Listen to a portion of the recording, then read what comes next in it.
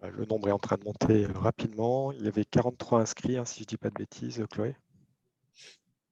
Oui, ça devait être ça. On était assez nombreux sur cet atelier. Ouais. Et donc, juste avant, on avait un atelier sur la finance durable qui a bien marché.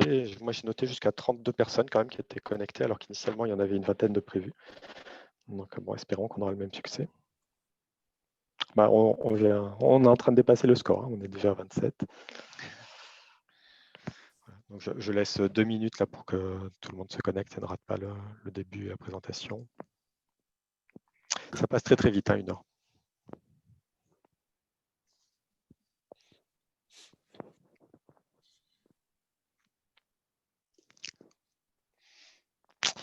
Allez, il est 32, le nombre de participants n'a pas l'air d'augmenter, donc on va attaquer.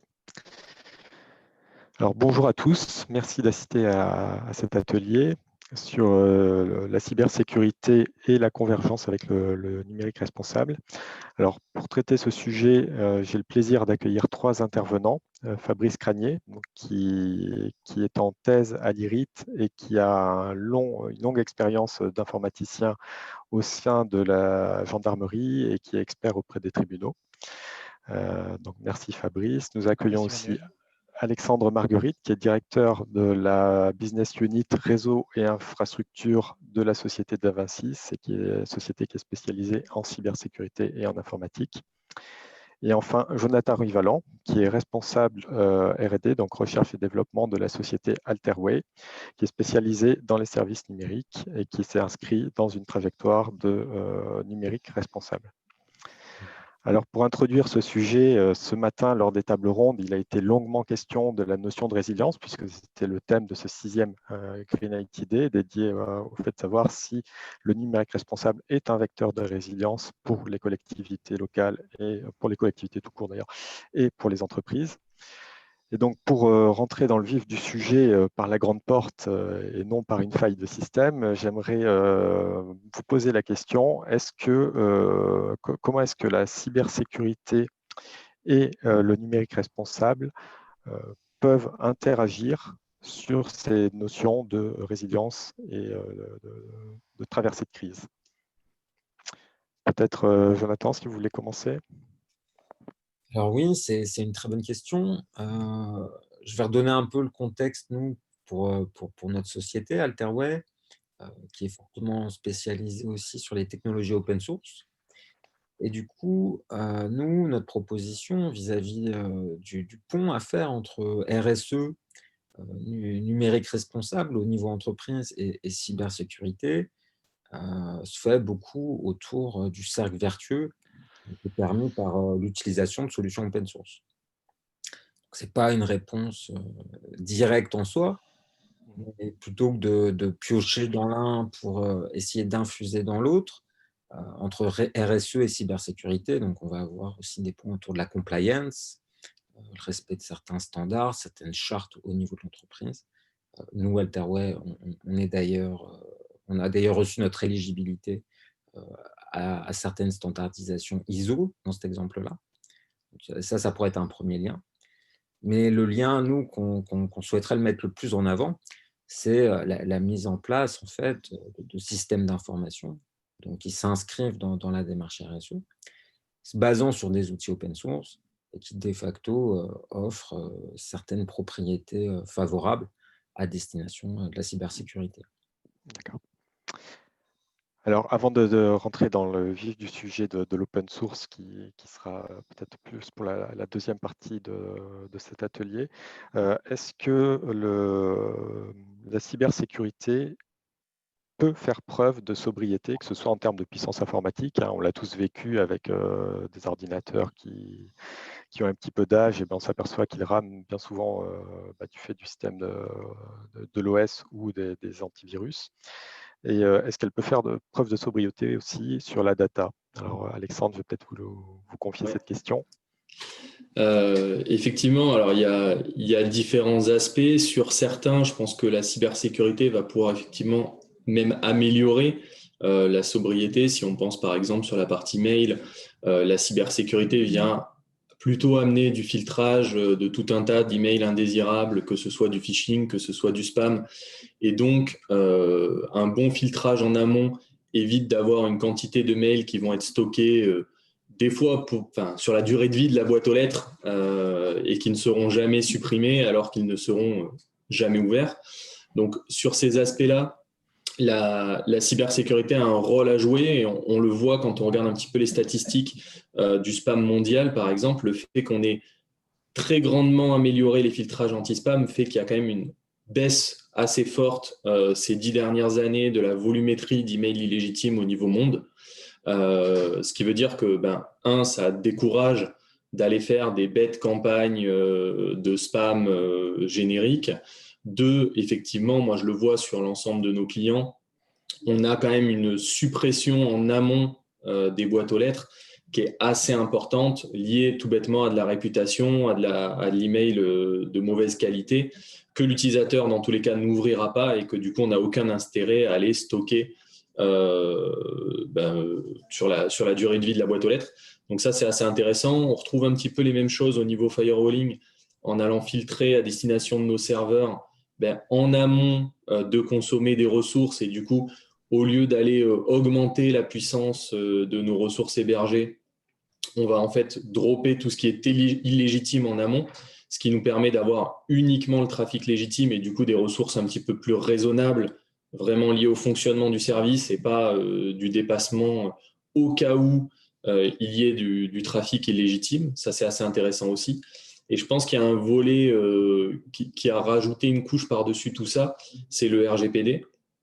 Et quand on parle de RGPD, on est obligé de justifier, alors plutôt sur les datas personnelles, mais ça met déjà une démarche globale dans l'entreprise, de se poser la question de la rétention de l'information et de se dire pourquoi est-ce que je collecte de l'information et combien de temps je vais la garder pour quel usage, au lieu de faire comme on fait des fois à la maison, je le garde au cas où ça me serve un jour, et on avait tendance à faire ça un petit peu en informatique. Alors, il faudrait peut-être rappeler ce qu'est la réglementation RGPD, parce que pour les sigles ne parlent pas toujours à tout le monde. Tout à fait. Alors, en 2 mots, donc c'est un règlement européen qui vise à protéger donc les citoyens européens concernant les données personnelles qui les concernent à tous les niveaux, donc que ce soit sur de la collecte contre leur gré, j'ai envie de dire, au gré du surf Internet, de l'inscription sur des sites et ainsi de suite, ou que ce soit de la collecte tout à fait prévue et consciente, comme par exemple un examen médical. L'idée est d'encadrer cette collecte et de se dire qu'il faut aujourd'hui que les entreprises justifient pourquoi elles collectent de la donnée personnelle de citoyens européens, quel en est l'usage, est-ce qu'elle a vraiment besoin de cette donnée. Et ce qui est intéressant là-dedans, c'est que du coup, on vient restreindre les données collectées au lieu de prendre un maximum d'informations au cas où un jour on en ait besoin pour aller refaire un marketing quelconque. Si on n'est pas capable de justifier qu'on a besoin de telle ou telle information, on ne doit pas la collecter. Donc déjà, ça fait une quantité d'informations en moins qui vient être collectée pour généralement ne pas servir.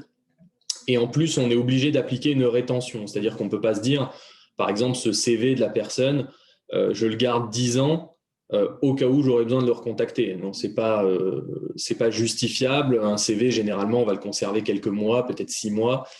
Au cas où on ait besoin de recontacter la personne. Au-delà, on devra le détruire. Et du coup, moi, je travaille des fois avec des sociétés qui ont beaucoup de données personnelles à différents niveaux, dont des sociétés qui sont plutôt spécialisées dans le marketing, le remarketing, par exemple.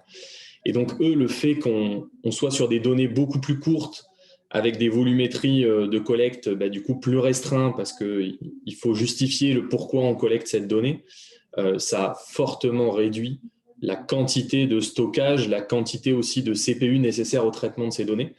Et donc là, c'est des aspects où la cybersécurité vient dans ce sens où à un moment, on était sur de l'hyperstockage de tout type d'informations pour des durées totalement indéterminées.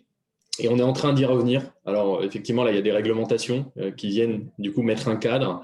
Et puis derrière, il y a des outils qui viennent faire en sorte qu'on respecte ce cadre et des processus. Mais voilà, la sécurité peut amener aussi, je pense, une certaine responsabilité et peut aider à ne pas avoir trop de dérives, notamment sur le stockage et sur le compute de ce type de données. Très bien. Alors, C'est même un devoir.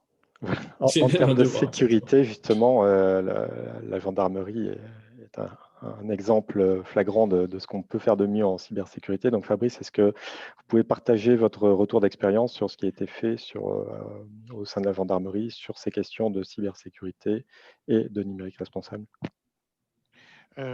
Oui, donc sur ces éléments-là, eh bien, la gendarmerie a été certainement très pionnière en fait dans les usages des logiciels libres pour la cybersécurité, mais également pour l'ensemble des usages de ces outils, tant sur les ordinateurs que sur les serveurs, puisque depuis 2001, donc ça fait 20 ans qu'elle travaille sur ce sujet, elle a mis en place des processus pour justement lui permettre d'être résiliente, ce dont on parlait tout à l'heure, mais également d'assurer, de maîtriser certains coûts qui sont également très importants.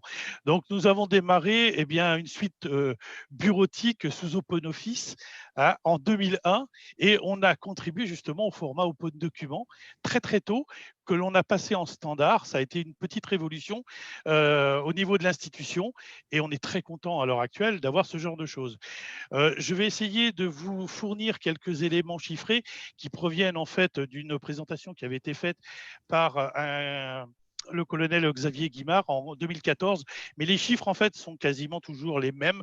Ils ont très très peu évolué sur le domaine. Donc, pour bien comprendre le contexte, la gendarmerie, c'est 80 000 ordinateurs, 45 000 équipements radio, auxquels on va ajouter maintenant l'ensemble des périphériques nomades, c'est-à-dire que on a une tablette quasiment par véhicule et également un téléphone smartphone par enquêteur. Donc, ça fait une quantité énorme de devices qu'il va falloir donc gérer, tant au niveau des usages, mais également des connexions sur le réseau intranet. Juste à titre informatif, il y a 96 000 personnels dans la gendarmerie, dont 93 000 utilisateurs. Donc, on est sur un parc assez important d'usage. Et maintenant, nous avons également celui de la police nationale, puisqu'étant donné que la gendarmerie supervise également les outils de la police nationale. Donc là, la gendarmerie n'a pas eu une politique visant à tout de suite aller vers le logiciel libre. Par contre, elle a tout de suite compris un intérêt particulier pour traiter certaines solutions. Donc, dans tout élément public, donc on a la contribution de pouvoir choisir la meilleure solution. Et notre meilleure solution a été non pas basée sur des coûts, mais plutôt a été basée sur des exigences strictes de maintenabilité justement de tous ces outils. Donc un des critères, ça a été la transférabilité de la solution logicielle, avoir la capacité justement d'éviter de payer à vie certaines licences, le côté également réversibilité de l'externalisation qui nous a permis de prendre à notre charge les mises à jour, de pouvoir avoir cette continuité-là, et également l'indépendance stricte entre les applications pour ne pas justement être pieds et mains liés envers une solution. Donc là, l'idée, ça a fait effectivement bouger certaines choses et moi, j'en ai moi-même fait les frais parce que en 2008, pour l'obtention de mon diplôme d'ingénieur en conception et développement, j'avais comme client mon employeur pour créer donc un outil de supervision qui permettait de renseigner les unités de recherche au niveau national. Et alors, c'était un projet sur 2 ans. Et à 3 mois de la fin d'exécution de la recette du projet, on a eu des nouvelles règles qui sont arrivées très fortes. Et donc, il a fallu, en espace de quelques mois, recoder entièrement l'application pour justement répondre aux règles de maintenance, pour avoir les sources des logiciels, mais également la capacité de pouvoir, en cas de départ, ce qui est arrivé pour moi en 2017, de sortir et d'avoir la capacité de pouvoir toujours maintenir l'application. Je suis très content parce que depuis qu'elle a été créée, elle existe toujours et elle est toujours utilisée. Donc, cette solution était pour moi, certainement la plus intéressante. Il est bien évident qu'en matière de coûts, on a fait des économies. Rien qu'à titre indicatif, eh bien, par poste licencié, eh bien, on a économisé quasiment 40% du coût de la création chiffrée d'un poste. Donc là, derrière, on est descendu progressivement de 7 licences à 3, puis à une seule licence. Derrière, on a eu également plein d'autres avantages, notamment, eh bien, ça a été les archivages. On en parlait sur les données, sur la partie également maîtrise des flux, parce que comme c'est tout l'écosystème qu'on se devait de maîtriser, eh bien, on a maîtrisé également cette partie-là pour éviter d'avoir trop de data.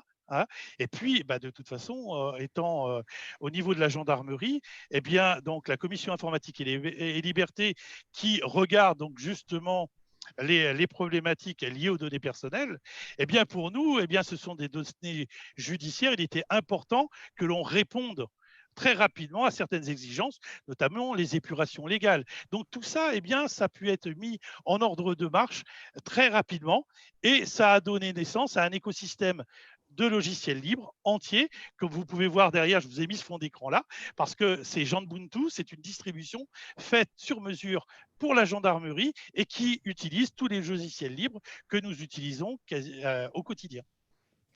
Merci Fabrice. Alors justement, on a parlé de beaucoup de notions de logiciels libres. Ça me fait rebondir sur une phrase qui a été donnée ce matin lors des tables rondes, qui était une réponse à Catherine Tillous de Machina Corpus en disant développer une solution libre va vers la réutilisation en restant propre sur le codage et en comprenant ce qu'a voulu faire le codeur. Et donc, on a quelque chose qui est plus maintenable dans le temps. L'idée étant de dire que ce qu'on veut appliquer sur les terminaux, c'est-à-dire augmenter la durée de vie des terminaux, on souhaite aussi augmenter la durée de vie des logiciels. Donc, votre témoignage, Fabrice, le corrobore. Jonathan, peut-être que ça vaudrait quand même le coup d'apporter des précisions sur la définition des termes, puisqu'on a parlé de logiciels libres, d'open source. Peut-être faire la distinction entre un open source et un freeware, et peut-être aussi introduire le sujet de l'open data. Ok. Du coup, c'est intéressant. Alors, on va commencer par l'open source. L'open source, ça va être la famille la plus grande, en fait. Et on parle très souvent de solutions ou de logiciels open source.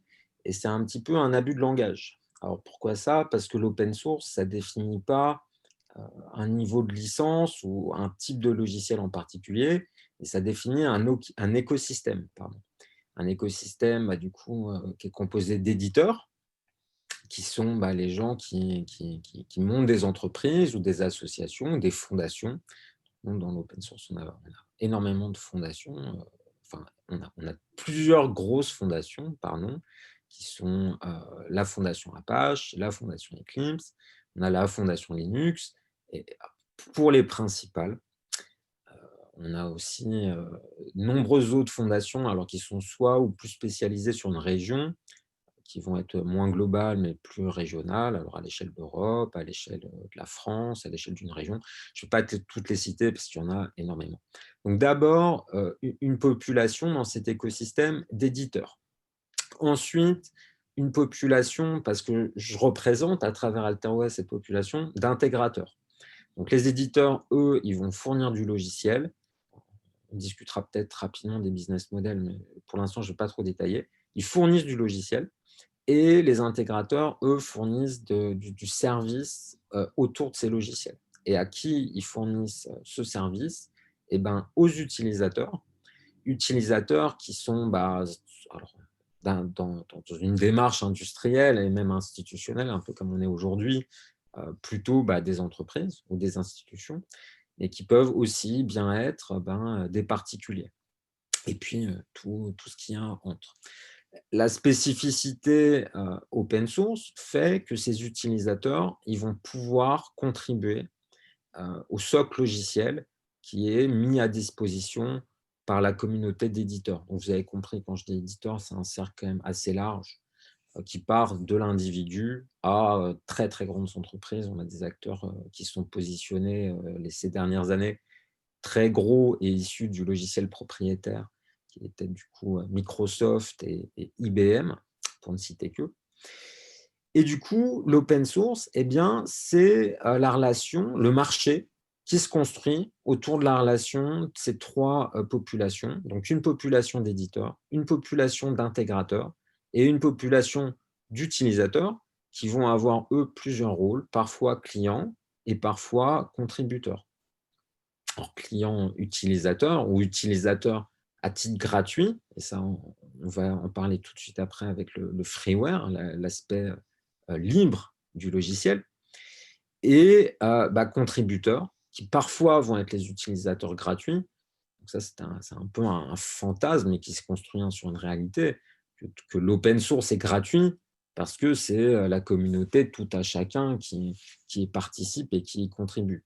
Alors, ce qui est une demi-vraie fausse réalité, alors il faudrait ressortir tous les chiffres, il y a énormément de tout petits projets open source derrière lesquels il y a une personne qui le maintient corps et âme. Et puis, il y a ensuite des mastodontes où il y a des équipes de plusieurs centaines, et je pense dans les plus gros milliers de personnes qui contribuent et dont les ingénieurs sont alors parfois des gens de la communauté. Donc il y a toujours un lien vers cette communauté, mais souvent aussi des ingénieurs de grosses entreprises comme Microsoft, IBM, Netflix, Facebook, qui sont très gros contributeurs open source, Google, pour ne pas les oublier, et qui du coup composent l'écosystème open source. Alors, je ne vais pas faire trop long parce que on peut en parler très très longtemps. Donc, voilà une première définition de l'open source. L'open source, ça ne définit pas un type de logiciel en particulier ou un type de... Enfin, oui, ça définit une famille de licences dont on va discuter tout de suite, mais c'est surtout un marché. Et en fait, quand on parle de la communauté open source, on est déjà dans une démarche industrielle avec une réflexion sur les business models, et ça dépasse complètement ces relations entre des utilisateurs gratuits, contributeurs, et du logiciel lui aussi mis à disposition gratuitement. Du coup, freeware, pour logiciel libre, à la différence de software et d'autres définitions, alors, le freeware en soi, il n'a pas forcément vocation à être du logiciel libre. On va peut-être distinguer les deux choses. Qu'est-ce qu'on appelle du logiciel libre? C'est du logiciel qui est publié sous une licence libre. Alors, licence libre, il y en a plein. Elles ont différents niveaux de permissivité. Alors, c'est un petit peu technique, mais en gros, en fonction du type de licence que vous choisissez, tout à chacun va avoir plus ou moins de facilité à prendre le logiciel et à le modifier et à rajouter du code. Et par exemple, vous avez fait logiciel 1, et puis si la licence que vous avez mis, donc Apache 2, MIT, pour donner quelques exemples, moi je peux prendre logiciel 1 et en faire logiciel 2. Et du coup, un logiciel libre, c'est un logiciel qui va être publié avec une licence dite libre. Donc, c'est une famille de licences du logiciel libre. Et je renvoie à l'Open Source Initiative, l'OSI, qui liste justement toutes ces familles de licences. Donc, des plus permissives, donc elles permettent de modéliser ce que je viens d'expliquer, là, logiciel 1 vers logiciel 2 en toute légalité. Et on a aussi des licences, plusieurs mécanismes qui permettent en fait une commercialisation un petit peu plus standard du logiciel quand il est utilisé dans un cadre commercial. Et du coup, je vais avoir deux licences. Une licence qui va rendre le logiciel utilisable librement et parfois modifiable par la communauté, et une licence qui me fournira des royalties si le logiciel est utilisé commercialement. Donc ça, c'est le logiciel libre. Différence avec le freeware, on ne parle plus trop de freeware aujourd'hui, c'est plutôt un héritage du passé. C'est intéressant quand même de l'évoquer, pardon. Freeware, du coup, pour logiciel gratuit.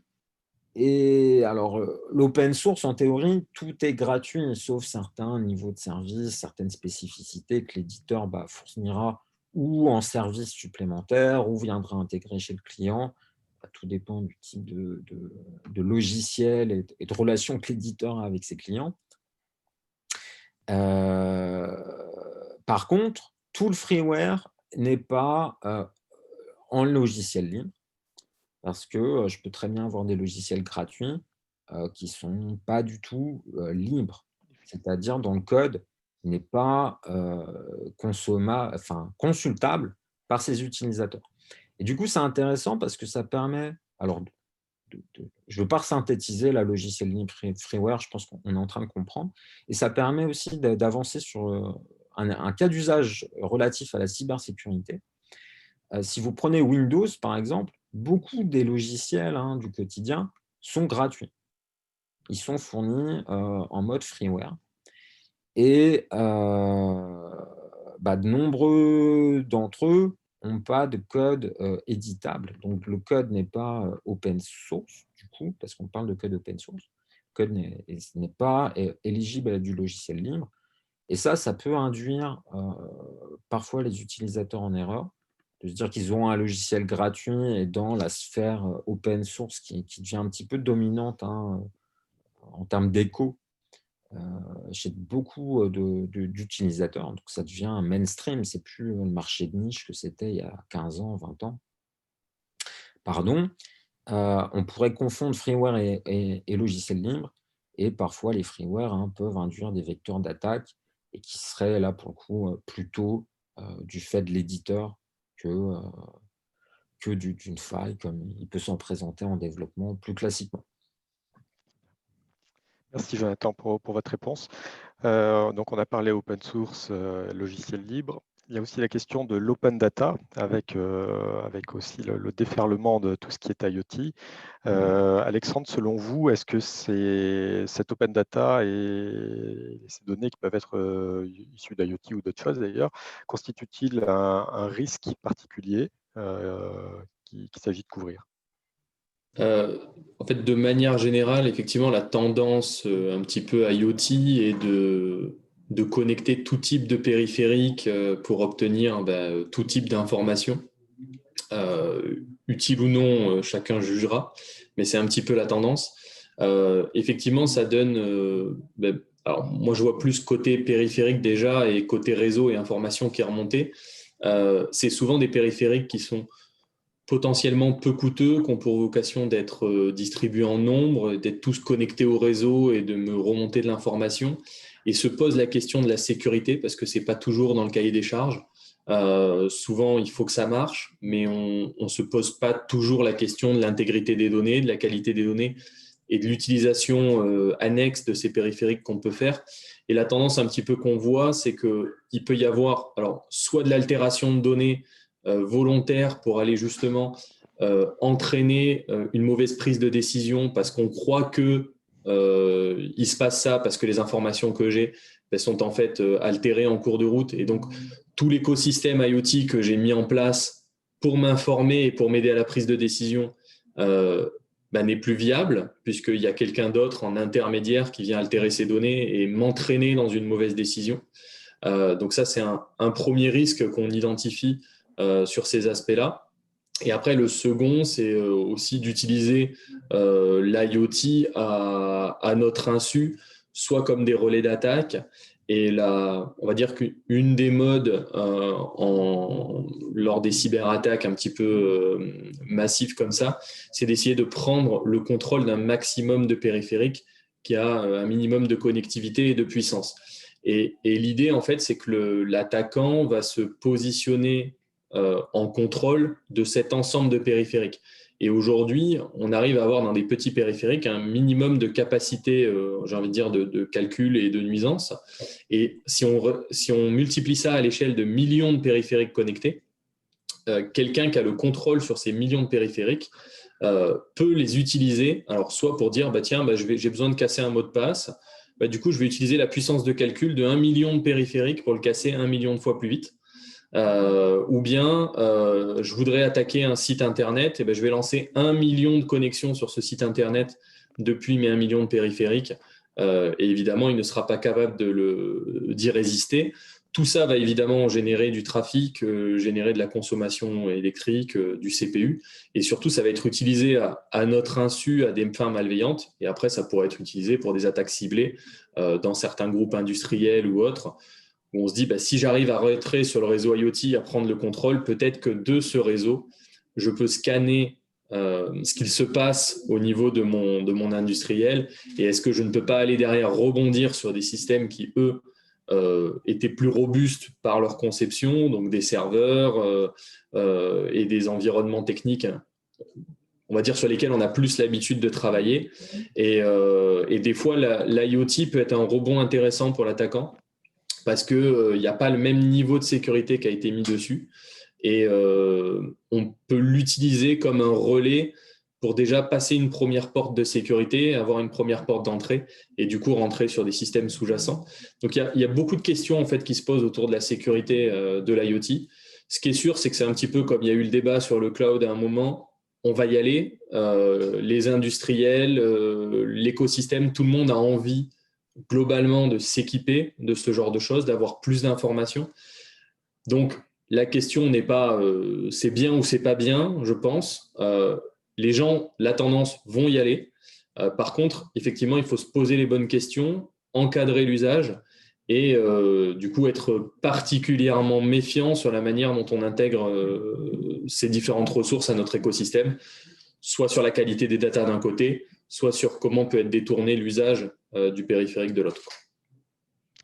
Merci pour votre réponse. Pour revenir au sujet du numérique responsable, dans les vecteurs, les moyens d'action qui ont été bien identifiés ce matin, l'augmentation de la durée de vie des équipements, on peut constater que ce soit pour les entreprises ou pour les particuliers, très souvent on change les équipements, non pas parce qu'ils ne fonctionnent plus, ils sont parfaitement opérationnels, mais parce qu'ils ralentissent, parce que on a des phénomènes d'obésiciel. Alors sans lancer un débat d'informaticiens bien aimé entre Linux et Windows, est-ce qu'on peut quand même essayer de voir quelles sont les bonnes pratiques en termes d'operating system et de taille requise en termes de puissance informatique pour faire converger cybersécurité et numérique responsable? Alors, la question va s'adresser à Fabrice, mais je pense qu'il sera intéressant d'y répondre tous les trois. Je précise qu'il y a des questions aussi, et donc je prendrai la question après. Il est tout à fait possible de poser des questions dans les Q&A, puisqu'on a déjà passé une demi-heure de présentation et d'échange. Fabrice, je vous laisse répondre. Voilà, juste pour compléter donc le propos d'Alexandre, rappelez-vous 2016, Mirai, 100 000 caméras, un quart de l'Internet, avec une attaque de DNS qui a mis à bas quand même fortement le réseau. Donc effectivement, la cybersécurité s'appuie sur le logiciel libre parce que les premières naissances sont arrivées à ce moment-là. C'est également des formidables vecteurs de business parce qu'on a vu avec le rachat de GitHub par Windows à 7,5 milliards. Vous avez Red Hat qui a été racheté par IBM pour un coût de 34 milliards. Donc, on voit bien que ça attire l'attention des grosses entreprises. Au niveau de la cybersécurité, on l'utilise quasiment quotidiennement dans tous les outils que l'on a dans l'écosystème de la cyber, dans les différentes étapes, que ce soit dans la détection ou la réponse à incident. Là, vous voyez par exemple le Storm Shield, pour ne citer que lui. Donc, il s'appuie sur FreeBSD pour ses serveurs et notamment certains pare-feux qui vont permettre justement la détection de certaines nuisances sur le réseau. Je vous parlerai également de petites sondes comme celle de Suricata, qui a parmi ses grands contributeurs l'ANSI, l'Agence nationale de la sécurité des systèmes d'information, qui est rattachée donc au Premier ministre, et les premières sondes qualifiées pour notamment gérer les systèmes d'information d'importance vitale, les SIV, ça a été fait par Thales. Mais en dessous, en fait, on revoit qu'elle s'appuie sur des sondes Suricata. Donc, on sent bien qu'il y a un intérêt tout particulier à utiliser ces codes de source libre pour pouvoir mener la fabrication d'outils de sécurité. Dans la détection, il ne faut pas oublier Snort. Snort, ça a 20 ans.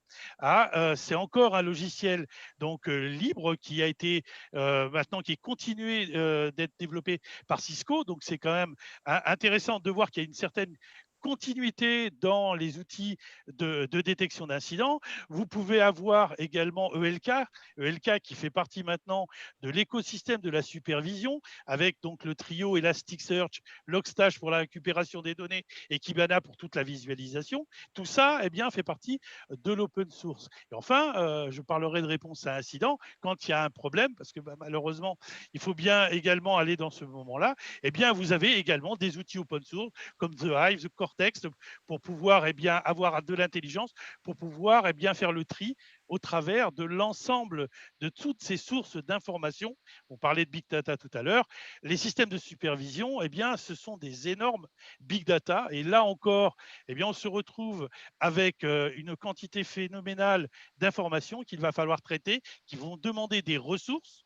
Et là, pourquoi pas justement changer ces paradigmes-là pour pouvoir traiter une partie de l'information dans des couches un petit peu plus basses, plus restreintes. C'est l'objet en fait de mes travaux au niveau de l'IRIT, puisqu'on travaille sur de la low data. Le but du jeu, c'est d'aller vers des sondes qui sont en capacité d'avoir une source d'intelligence pour traiter l'information au plus bas niveau et ne faire remonter que l'essentiel de l'information de supervision. Donc là, effectivement, on pourrait citer également Prélude de CS qui a laissé sa version 1 en open source. Donc, on peut continuer à le réutiliser. Eux, ils commercialisent leur version 2, mais la version 1, elle est encore disponible pour tout le monde.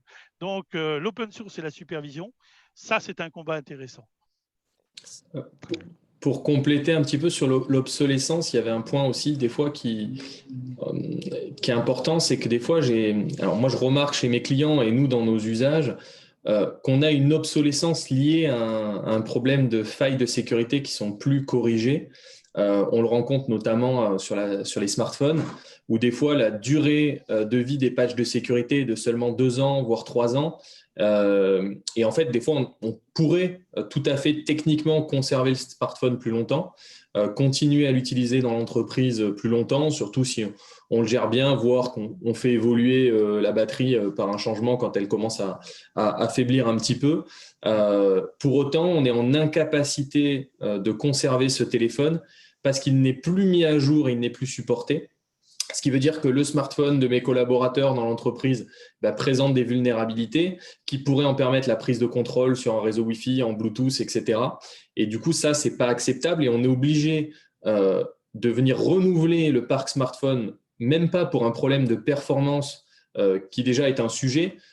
Pourquoi est-ce qu'on n'arrive pas à tenir un peu plus longtemps les systèmes dans le temps? Mais là, ce n'est même pas pour un problème de performance, c'est juste pour un problème de suivi des mises à jour. Qui nous empêche du coup de maintenir un niveau de sécurité acceptable. Et ça, c'est quelque chose malheureusement on rencontre beaucoup, qui est très variable selon les éditeurs et qui peut créer cette obsolescence liée à bêtement un suivi du patching et des failles de sécurité qu'on ne peut pas se permettre en entreprise. Si je peux compléter, mais alors du coup avec moins d'inquiétude sur la cybersécurité, le retour sur ce qu'on appelle les CVE et les patchs de sécurité est très intéressant. Mais en fait, c'est la même philosophie alors, ce n'est pas la question de l'obsolescence, mais parfois retrouver un petit peu de performance sur de l'équipement ancien. On peut distinguer une approche domestique. Pour moi, le smartphone, même utilisé en industrie, ça reste un device domestique à une personne, son ordinateur et son smartphone. Et du coup, pour les laptops domestiques, ce qu'on voit pour les laptops anciens ou desktop d'ailleurs, ordinateur de bureau plus classique, c'est que les couches Linux, sans donner une distribution précise, elles ont tendance à entretenir en fait un parc beaucoup plus ancien et de l'entretenir toujours dans un contexte mis à jour au regard de l'évolution de certains drivers, de certains protocoles, bien évidemment des patchs de sécurité. Et c'est en ce sens-là que sur un parc ancien, on va avoir un profit, à mon sens, de l'open source, à la fois en termes de compatibilité, parce que parfois, comme vient de le dire Alexandre, on n'a même plus la capacité de mettre à jour son système d'exploitation et de performance. Donc, je me tiens un jour et en plus, je suis plus performant que sur un vieux système d'exploitation ou un système d'exploitation moderne qui, lui, du coup, aura une empreinte de départ beaucoup plus élevée. Ce qui est intéressant, c'est que je trouve que sur le PC, on a beaucoup plus de solutions, puisqu'effectivement, on peut basculer plus facilement sur d'autres distributions de l'open source. Si jamais mon Windows n'est plus supporté, par exemple, en termes de driver, on va trouver des solutions de ce côté-là. C'est pas encore démocratisé à tous les périphériques. On arrive aussi encore à installer aujourd'hui du Windows 10 sur des vieux périphériques, ça fonctionne, on s'en sort à peu près. C'est vrai que par exemple, un téléphone Android avec une surcouche de marque X, quand il décide de ne plus push les mises à jour, vu que la stratégie de Google est de passer par le fabricant et par la surcouche, on est un petit peu coincé, ou alors on doit vraiment réinstaller le téléphone avec carrément d'autres OS, mais avec d'autres complexités. Et je pense par exemple à un parc informatique où même avec toute la bonne volonté du monde, le DSI, à un moment, ça va être un terme de coût aussi, va préférer renouveler son parc smartphone plutôt que d'essayer de le maintenir juste parce qu'à un moment, il n'y a pas de suivi de l'éditeur sur ce smartphone-là et qu'on est bloqué au bout de 2 ans sur les mises à jour alors que le téléphone est parfaitement fonctionnel. Je trouve qu'on a quand même beaucoup plus de solutions côté PC que téléphone aujourd'hui. Enfin, en tout cas, c'est mon ressenti. Je ne sais pas ce que vous en pensez. Alors, je suis tout à fait d'accord. Je réponds directement parce que je voulais donner aussi un petit regard, désolé Fabrice, Non, industriel, mais je suis d'accord, bien.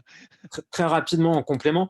Donc oui, effectivement, un parc PC. Alors, je dirais aussi Mac, mais c'est un petit peu plus exotique, on va dire. On a un choix de distribution Linux, il y a une pléthore. Même étant un utilisateur expert. Alors, en sécurité, ça va plutôt se refermer autour des distributions type BSD, FreeBSD.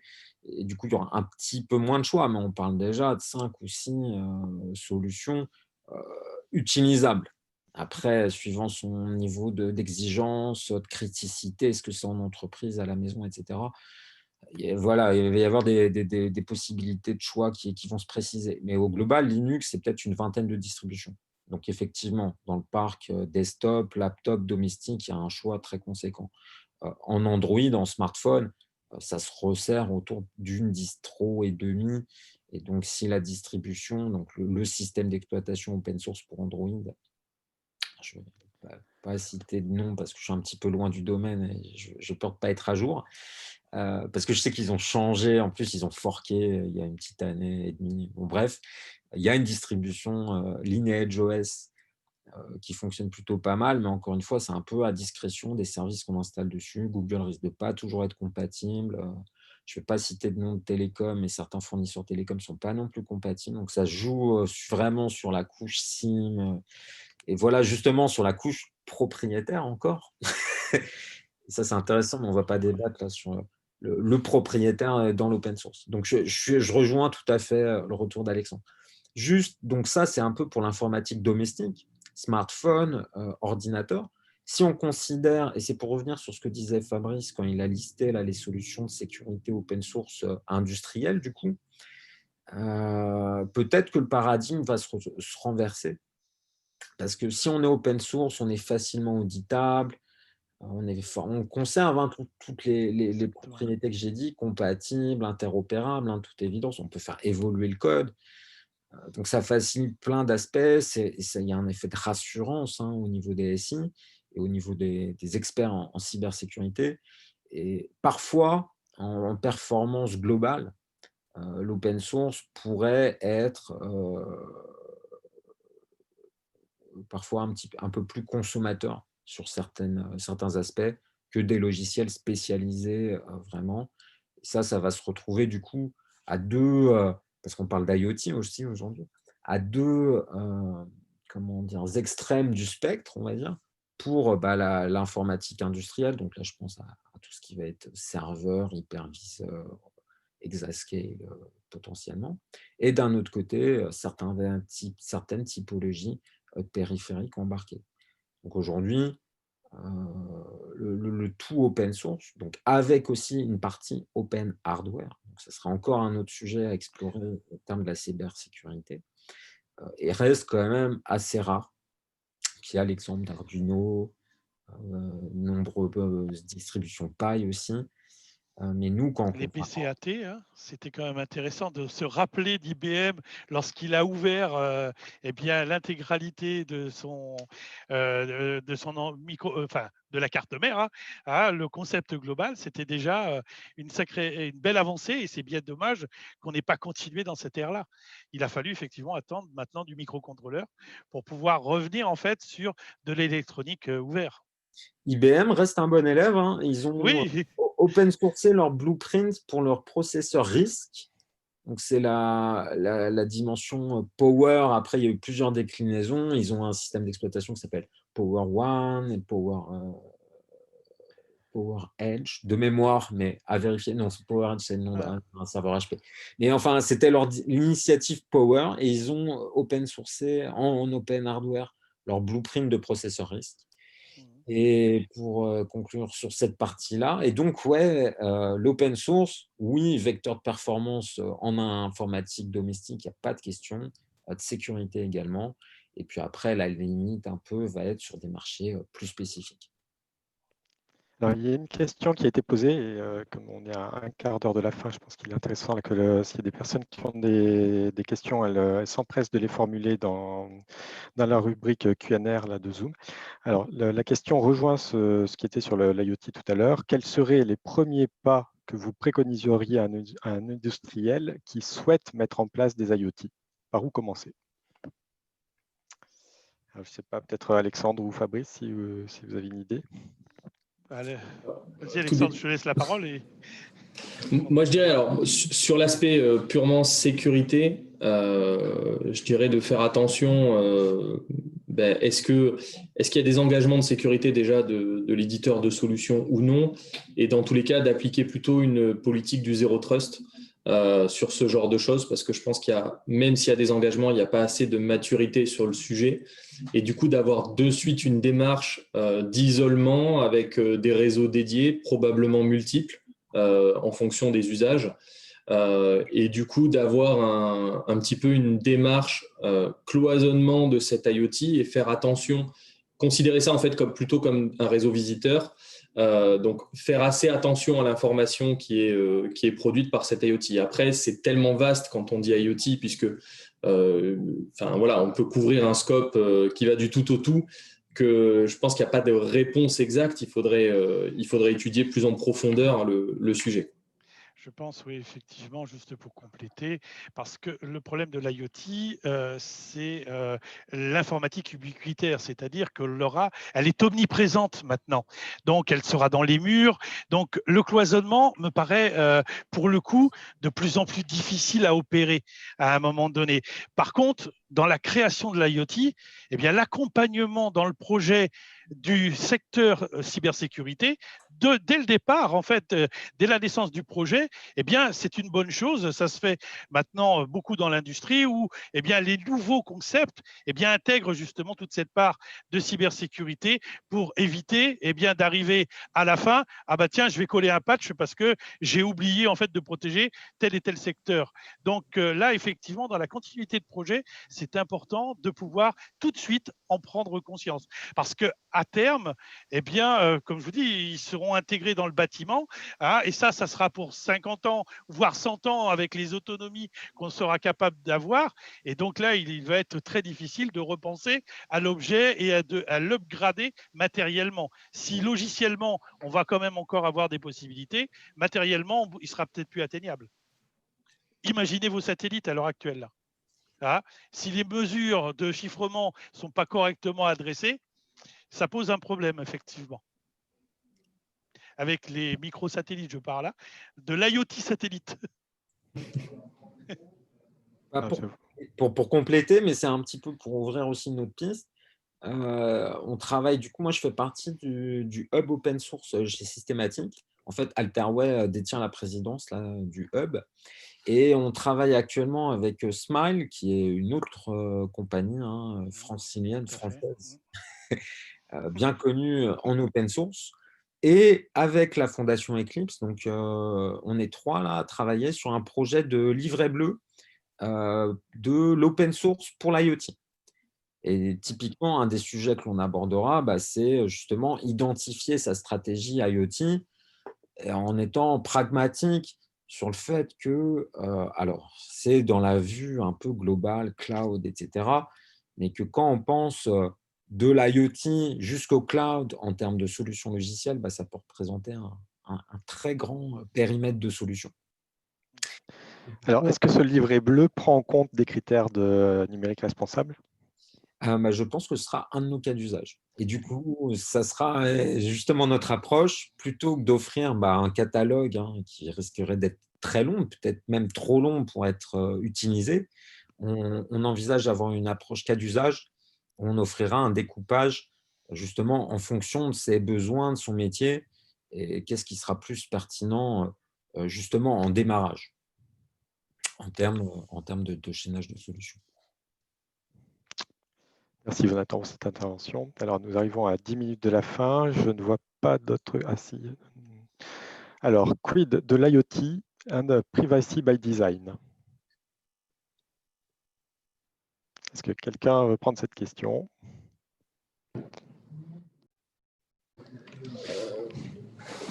Dans un monde idéal, effectivement, on devrait être sur du by design. Le problème, c'est qu'il y a une réalité économique, je pense, des acteurs sur le marché, d'être parmi les premiers à proposer tel ou tel type ou les plus compétitifs, probablement aussi produits à l'étranger, etc. Où effectivement, je ne suis pas sûr que le privacy ou security by design soit au cœur du cahier des charges initial. Même si théoriquement, si à un moment c'est des périphériques qui ont lieu à de la data personnelle, ils sont censés respecter le RGPD, mais c'est aussi à celui qui l'implémente de s'assurer que ce qu'il implémente le respecte. Si on pense à des périphériques qui iraient collecter un type ou un autre d'informations en rapport avec de la data personnelle. Et puis après, il y a tout un tas d'autres informations qui ne sont pas du tout sous le couvert de ce genre de loi, à part les éventuelles bonnes pratiques de chacun. Donc, moi, de ce que je constate aujourd'hui chez mes clients, je n'ai pas l'impression qu'il y ait trop une démarche de security, de privacy by design sur la conception de matériel connecté pas cher. On est plus sur l'effet waouh de la fonctionnalité et le fait que ça fonctionne rapidement plutôt que sur ces aspects-là. En tout cas, c'est mon ressenti. Tout à fait. De toute façon, là, finalement, si on a un accompagnement projet sur la partie cybersécurité, eh bien, tous ces éléments-là du RGPD rentreront en ligne de compte obligatoirement. Donc là, on en voit également un intérêt tout particulier.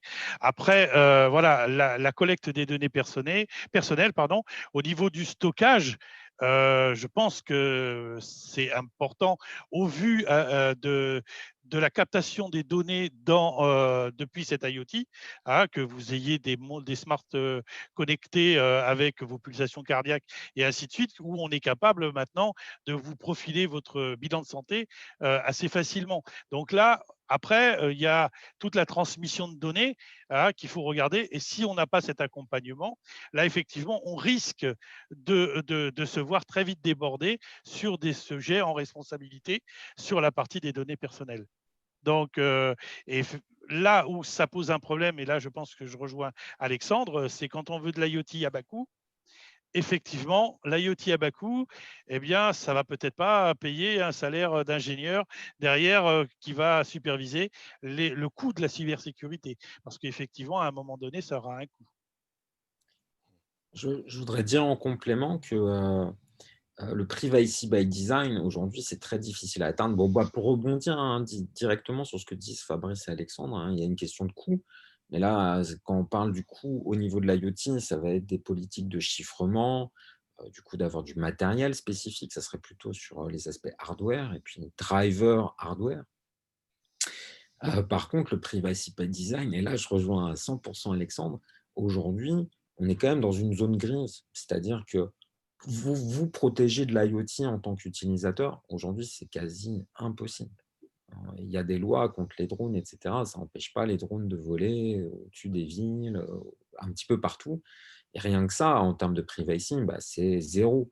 Aujourd'hui, la capacité qu'il y a à désobfusquer, on va dire, de l'identité à partir de données éparses, elle est quand même très forte. ça se fait. Du coup, là, l'IoT, ça va rajouter qu'un nouveau vecteur de collecte d'informations.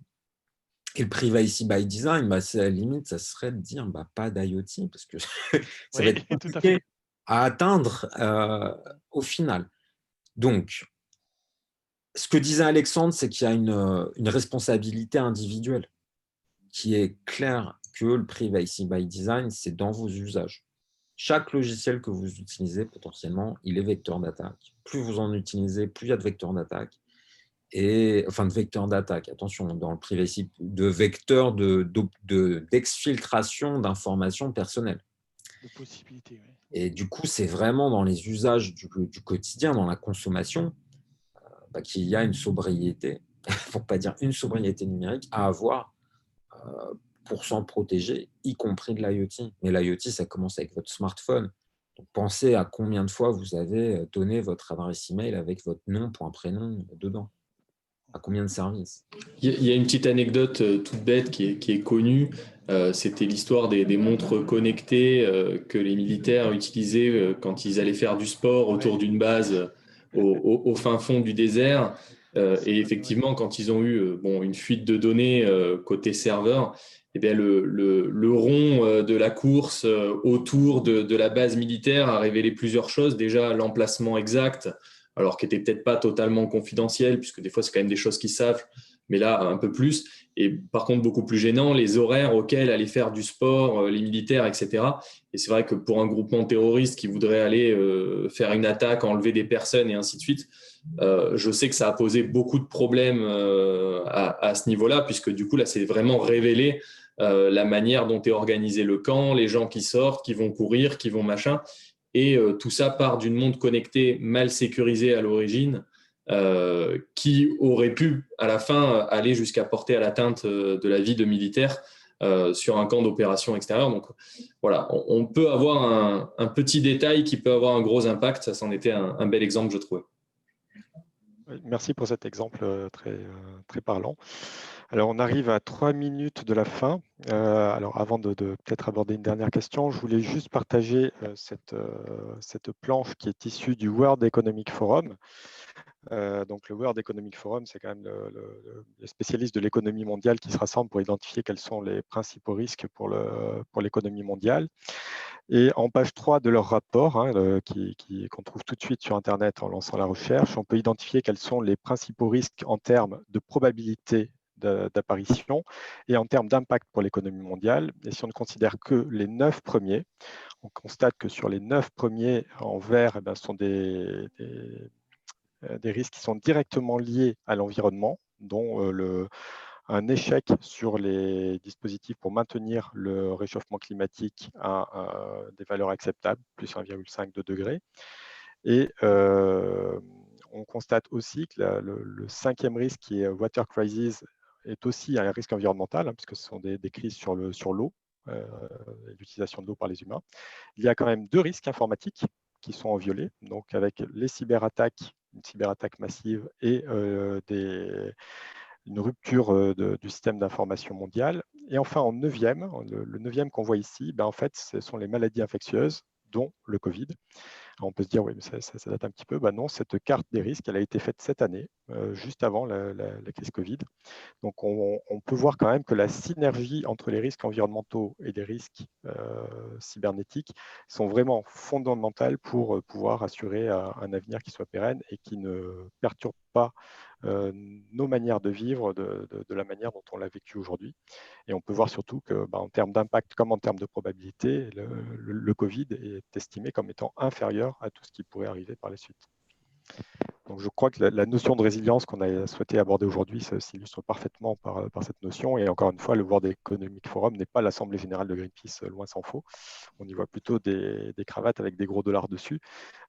Donc, je pense qu'il faut vraiment prendre en compte ces éléments-là. Et peut-être, je vais vous laisser le mot de la fin, peut-être pour mapper quelles sont les différences entre les failles que peuvent présenter des systèmes type Windows, des OS type Windows et des OS type Linux.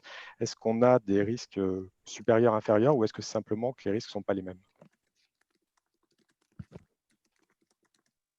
En train de répondre par chat, pardon, à la personne qui demande est-ce qu'on n'augmente pas le risque d'introduire des failles de sécurité en utilisant un grand nombre de librairies open source pour lesquelles nous n'avons pas trop de contrôle?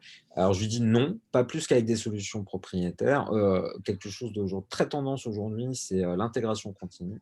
Et aujourd'hui, une des tendances en open source et en architecture open source, c'est d'avoir en intégration continue des contrôles de sécurité sur tout ce qui est failles, nouvelles failles, mises à jour, et y compris les espaces de configuration. Donc en fait, l'open source aujourd'hui a tendance à être très robuste sur ces mécanismes d'audit en termes de sécurité. Et pour moi, je ne connais pas d'équivalent propriétaire, sachant qu'il faudrait que ça couvre l'ensemble des solutions propriétaires, ce qui est difficile à atteindre. Alors qu'aujourd'hui, les pratiques open source, dont DevOps, pour parler un peu de cloud, voilà, permettent d'avoir cette vérification des bonnes pratiques et de la compliance en cybersécurité de manière automatique. Moi, mon ressenti sur les différences entre les OS tiennent principalement, enfin, chacun a ses avantages et ses inconvénients.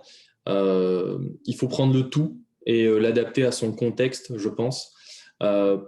Principalement se dire, bon, qu'est-ce qu'il y a d'inhérent au système que j'utilise et comment je le gère? Et est-ce que j'ai les hommes et le temps pour le gérer? Quel est le coût aussi de tout ça?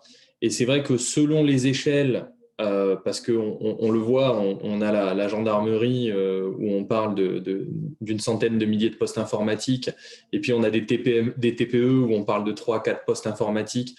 On a de toutes les échelles, on a des gens qui ont un petit service informatique, voire pas du tout, on en a qui ont un énorme service informatique, et on n'a pas tous des scanners de vulnérabilité, des choses comme ça, donc c'est vrai que ça dépend vraiment déjà de qui on se protège, et je pense que là c'est une petite analyse de risque qui permet de dire est-ce qu'on est sur un secteur où on va sur de l'espionnage économique à grande échelle et on est fortement à risque, ou est-ce qu'on est plus sur de se protéger de l'opportuniste, éviter que Kevin du 34 dans son garage, 14 ans, qui a trouvé un outil de hack sur Internet, mette à plat mon entreprise. Donc il faut savoir un petit peu de quoi on se protège et adapter par rapport à mon besoin, à mon budget, à mes possibilités. Et je pense que là, il y a des réponses à tous les étages et elles ne sont pas les mêmes pour tout le monde. Et voilà, je ne dirais pas que Microsoft est mieux ou moins bien, ou Apple est mieux ou moins bien, ou Linux est mieux ou moins bien, l'open source. Ça dépend vraiment de ce contexte, de quoi on se protège, à quelle échelle on est, parce qu'il peut y avoir aussi, la bonne réponse peut être un mix de tout ça. Notamment sur une entreprise d'une certaine taille, on peut avoir de la mixitude là-dedans. Et c'est d'abord savoir mais qu'est-ce que je crains, de quoi j'essaie de me protéger et quelle est la bonne réponse par rapport à ça, dans un délai raisonnable que je peux implémenter, que je peux maintenir dans mon budget aussi. Et là, c'est un petit peu au cas par cas. Malheureusement, j'ai pas de réponse totale. Merci beaucoup. Fabrice, on va vous laisser le mot de la fin parce qu'on a déjà débordé de 4 minutes. Oui, non, je suis tout à fait d'accord avec Jonathan et Alexandre. En fait, il faut également peut-être rajouter la volonté de nuisance également de l'attaquant. L'analyse de risque, c'est très importante pour savoir et puis pour bien comprendre ce qu'on a, nous, comme sensibilité. Après, la capacité de nuisance de l'attaquant, si on a affaire justement à un jeune script kiddies ou alors à un État, parce que effectivement, on va jusque-là maintenant, à ce niveau-là. Il est vrai que entre les OS, finalement, lorsque l'on est sur la gamme moyenne de la délinquance en cybercriminalité, on s'aperçoit que plus l'OS est diffusé, plus il sera intéressant à attaquer parce qu'il y aura beaucoup d'utilisateurs derrière. Donc effectivement, si on est dans une normalisation, on va plus s'intéresser la grande majorité des attaquants. Mais c'est sans mettre en place le gradient de volonté de l'attaquant, parce que de toute façon, à un moment donné, peu importe, l'OS, on l'a vu pour le Mexique pour les journalistes avec Zeus au niveau des téléphones iPhone, ça ne les a pas empêchés de mettre un malware pour pouvoir les attaquer. Donc, peu importe la motivation, se permettra de rentrer. Après, c'est le niveau de risque qu'il faut évaluer. Et effectivement, plus je vais avoir un système qui est normalisé, plus je vais avoir de chances d'avoir bien quelque chose qui soit plus souvent attaqué. Mais ce n'est pas pour autant qu'il sera faillible, parce que ça nous permet également d'avoir des systèmes que l'on peut rendre plus résilients. Donc voilà, c'est juste à niveau. Merci beaucoup en tous les cas pour ce temps de parole.